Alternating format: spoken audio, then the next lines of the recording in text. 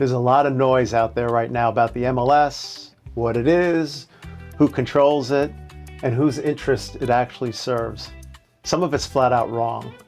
Claudia and I want to take a few minutes to cut through all of that. Claudia, let's start at the beginning.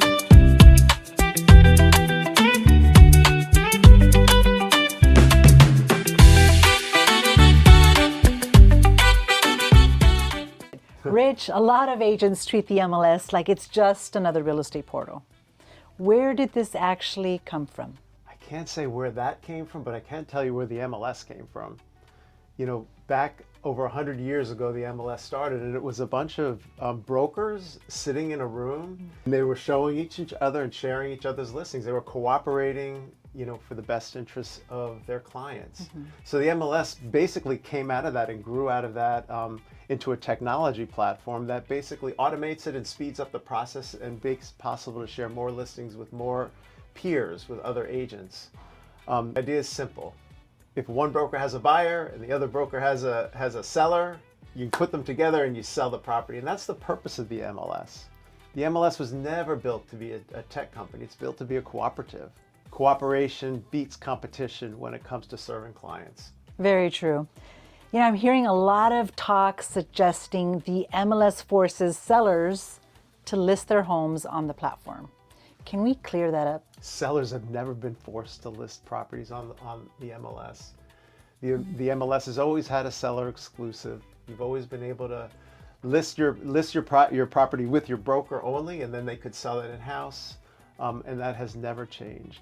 You know, when a seller puts their property on the MLS, they're basically sharing with the marketplace. They want to get the highest price, you know, for their property. So they put it on the MLS and then it distributes it out to everyone. The MLS is a tool that sellers choose because it works. Okay, so let's talk about where the data goes once it's on the MLS.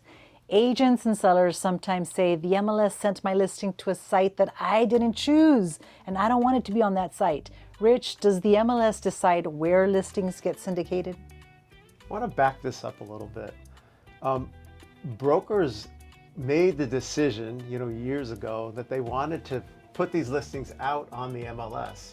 I can remember in the mid-2000s, brokers were spending, I don't know, $100,000 a year on newspapers, the Union Tribune. You know, they would, agents with their top producing agents would demand that they put their listings out there. And when the internet was coming into fruition and these platforms were promoting listings for consumers to see, the brokerage community demanded that this information was distributed out to the internet, because at that point they wouldn't need to spend as much money on print advertising.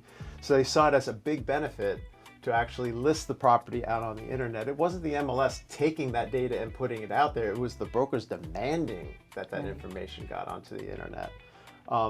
You know, and then at a point, you know, some of the portals ended up gaining the upper hand with those listings, you know, and now there's a lot of resentment about it, but it wasn't the MLS that made this happen. It was the community. It was a community of buyers brokers and sellers brokers getting together, and it's kind of what they wanted, you know, and that's why it is today. And you know what, if they want to switch it and they want to get rid of it and make it different, it's a simple vote between brokers, buyers brokers, sellers brokers. Most do both.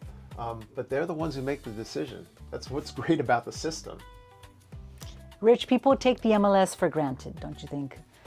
What if there was no MLS? What would that look like? Really interesting, because we have our peers down in Mexico, our neighbors just to the south. You know, we work with them and they're envious of our system.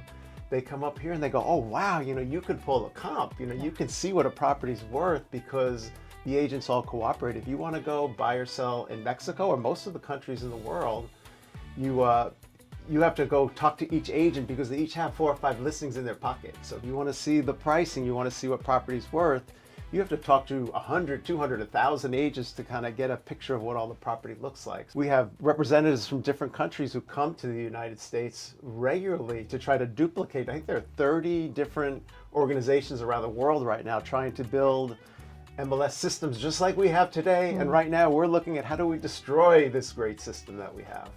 We sure are lucky. Well, that puts it in perspective. Rich, thanks for setting the record straight. I'm happy to talk about this stuff. Our MLS is so important to us, and it's so important that we continue the dialogue about our future in this business. Well, that's it for now.